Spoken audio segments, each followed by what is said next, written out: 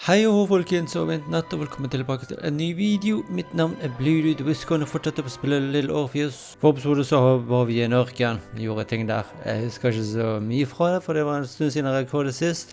Vi skal nå fortsette her. Ja, stemmer. Jeg havner opp i en sånn rakett. Muligens opp mot verdensrommet. La oss se. Det virker sånn, for nå er vi der ute. Men jeg trodde vi egentlig var langt inne under jorden. Så dette er en del av rommet under jorden. Det tviler jeg på.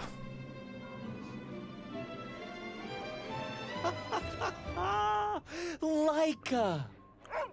Are you stark raving man? Det er Laika, den første hunden i verdensrommet. It was Laika. I am sure of it. That spirited little dog saved me. Laika saved you in her little space machine. I believe the correct term is capsule, General. Don't push your luck any further, Ivan Ivanovich. I fear it might snap. Oh, my apologies, General. In my excitement to explain what I discovered on the far side of the Metagalacticus Interiorus, I got carried away. And it happened like this. A rocky moon. It's the center of the Earth. The source of all creation, General. A place where time flowed like rivers, and boulders of raw matter rained like comets upon the cratered rock. Another miraculous escape from death. Another happy accident. It was no accident, General. Laika took me there entirely deliberately. I'm sure of that. She continues to be a heroine and a savior and protector of our great nation. Jeg er sånn smått skeptisk om det han forteller er virkelig sant, men det vi ser her, vanskelig å vite med sikkerhet. Laika died in orbit. No, General, she did not. She's very much alive and happy, and currently living several miles below our feet. Laika is dead, Ivan. She most certainly is not, General. This is the real world, Tavarish. A world where you did not go to the center of the Earth, and Laika died in orbit. In my world, General, Laika is still alive. A better world, some may argue. Very well. I will live in your world for a while longer, but time is running out. Ah, yes. Time, General. I was just coming to that.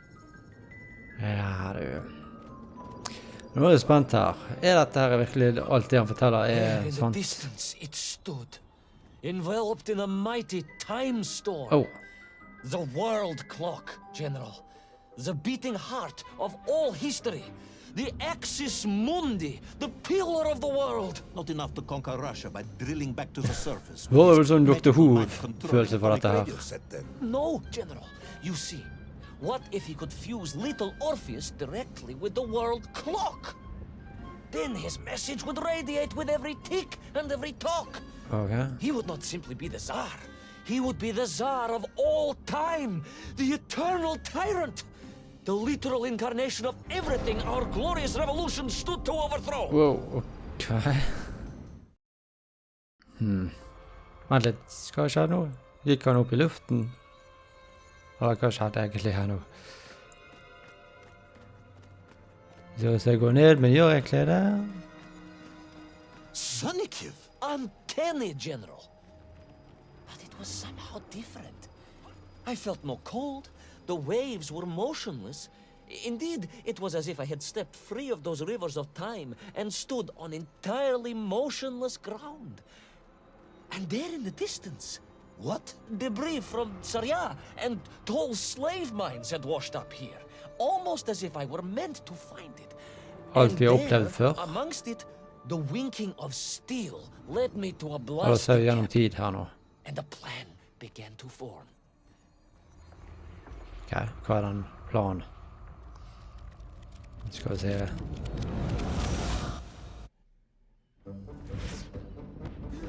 Oh, wow, det betyr å komme seg av gårde her.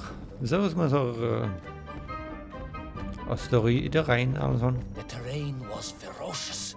Explosive eruptions of fire and heat. Oh no! Thunderous emissions. Thunderous emissions. Ja, kan du fortsette å fortelle, please? Thunderous emissions and lethal gases. Much like your cousin Pavel, perhaps, as a result of consuming all of those stolen eggs. Aha, General, you have been listening after all. Tenkte det var lurt å hoppe der. Det er sånn merke på bakken, sånn som her. Der ser det ut som du kan... Ja. Det er sånn merke, det ser sånn...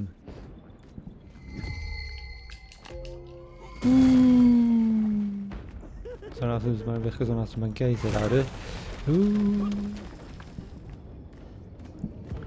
Hvor er vi på vei nå, tror jeg? Så det er merkelig lys eller et eller annet gass som kommer opp fra bakken. Og høyre om?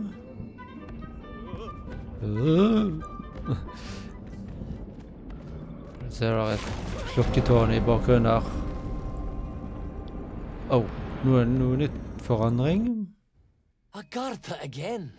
But why? You are stalling, comrade. The clock is ticking. Tick-tock, tick-tock. Of course. In a flash of inspiration, I understood. It was all wrong, you see, General. That we can agree on. We should never have gone to the center, because without Little Orpheus, Toll could not have become the tyrant he had. The rocket drill was his means to reach the world clock, but it was Little Orpheus that enabled him. Jeg hoppet jo. Again. But it was Little Orpheus that enabled him. And the time itself, the world clock itself, was determined to make matters right. With a little help from you, of course. Merely a simple pawn in a game played upon a cosmic scale, General. But a pawn who understood that he was being given a second chance to grab a chunk of the explosive resin that wondrous city was built upon. Wondrous City. Ja. Snodige ting som skjer her nå, altså. And I was back.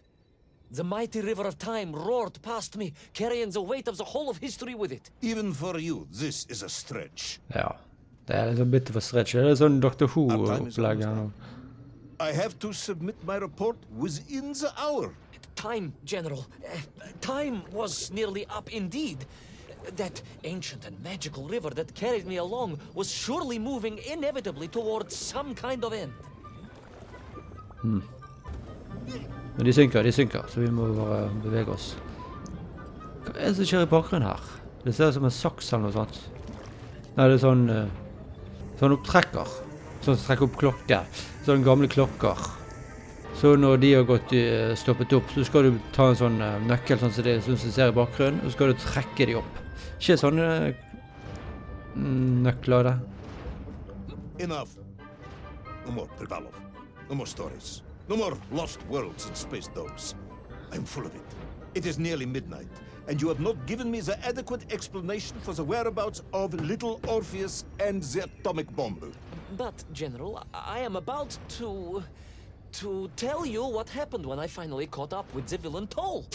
I do not care, Tavarish. I simply do not care. You have worn me down, and it is time to call a halt to this. I bear you no malice, comrade. In many ways, I admire you, but time is running out. Yes, General, yes. Time. Because it was time itself that suddenly appeared to be on my side. Tviler på det du forteller her er virkelig sant, at alt dette bare er en historie du forteller opp, kanskje. Muligens. Det var nesten et antrykk av det, altså. Høyre eller venstre? Perhaps the world clock was so impressed with your egg-wearing antics it decided to return you to Plutonia for a second attempt.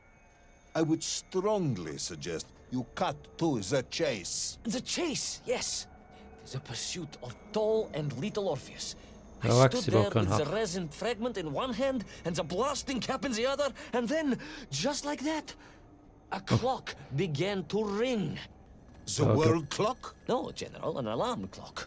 My Slava alarm clock, in fact, given to me by Auntie Marsha. The one who married the beef investigator. The very same. And the moment I saw that clock, I knew what I had to do. Okay.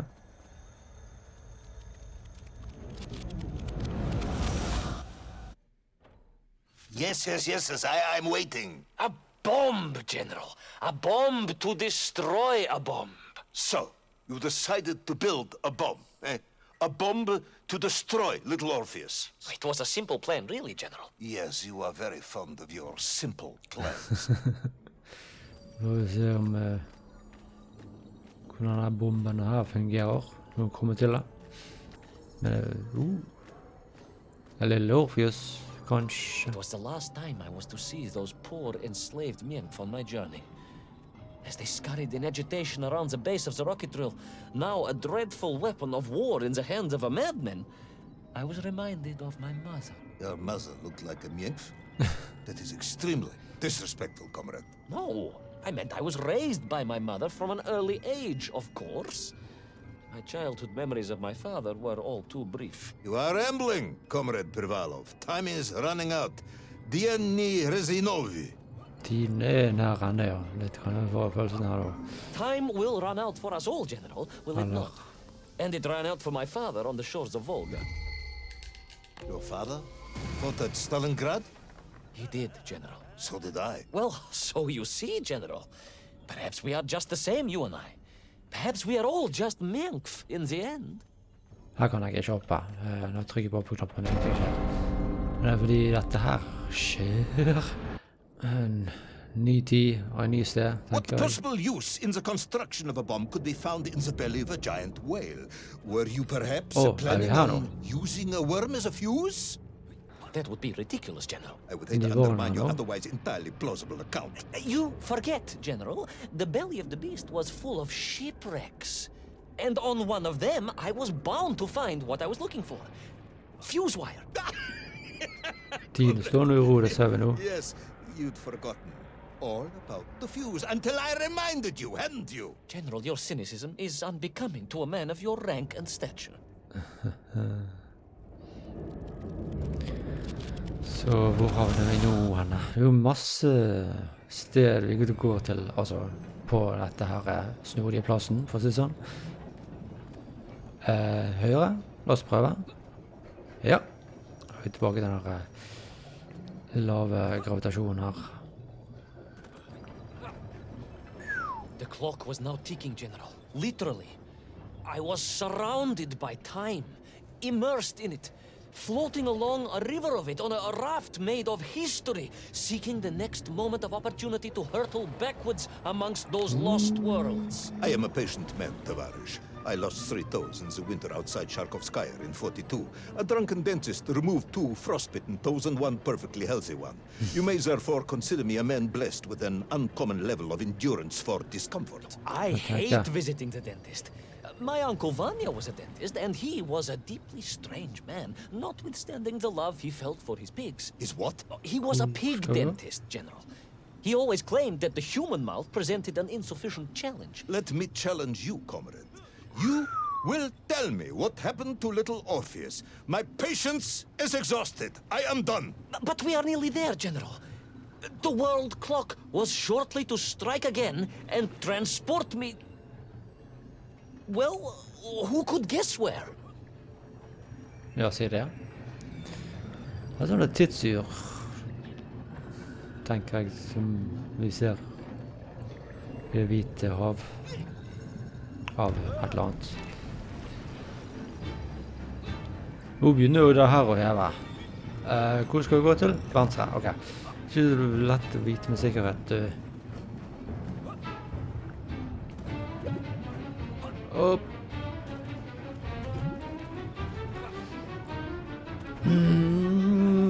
Dette her går på... Jepp. Kom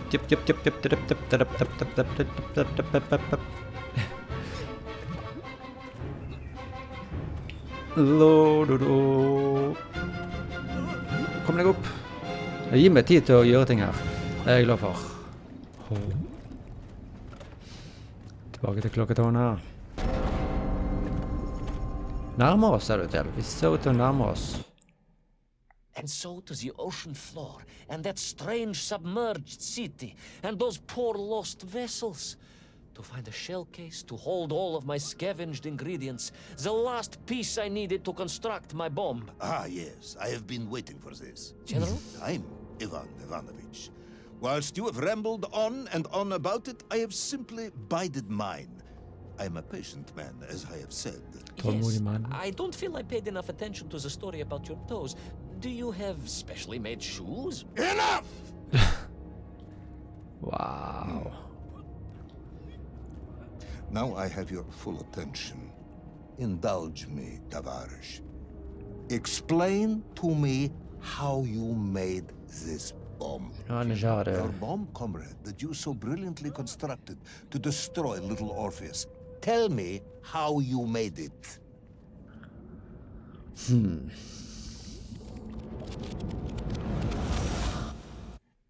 Well, In detail. Yes, The please. type of detail that should present no problem to a man who is actually capable of building a bomb, which I suspect would be an entirely different man to one who cheated on his entrance exams for the cosmonaut program. You are uncharacteristically silent, comrade. Cat, got your tongue? if I may, General, perhaps just a minute or two to gather my thoughts? There are precious few minutes left. We have reached our conclusion, I think.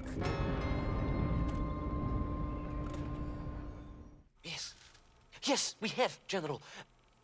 I gazed up at the world clock and knew I had arrived at my destination. Whatever lay inside would see my journey end one way or another. But I had no idea of the marvels that awaited me. And The bomb, Ivan Ivanovich! Tell me how you built the bomb! it was a wonderful sight. The world... It is 2 minutes to midnight, Ivan. It is time to end this story. Wow. Det er på tide å avslutte, ja, for å si det sånn. Ja, dette var jo da denne episoden her. Og se hvordan ville han fortelle oss hvordan han bygde bomben, kanskje? Eller ville han fortelle oss en helt ny, utrolig fortelling? Men vi nærmer oss en endepunkt i alle fall. Ikke mange episoder igjen i alle fall. Så hvis du da er ny til kanalen, må du selvfølgelig abonnere. Det er noen som trykk på tommel opp, så at noe pris på. Så til neste gang, folkens, snakkes med deg. Hei ho! Yo, listen up, here's a story about a little guy that lives in a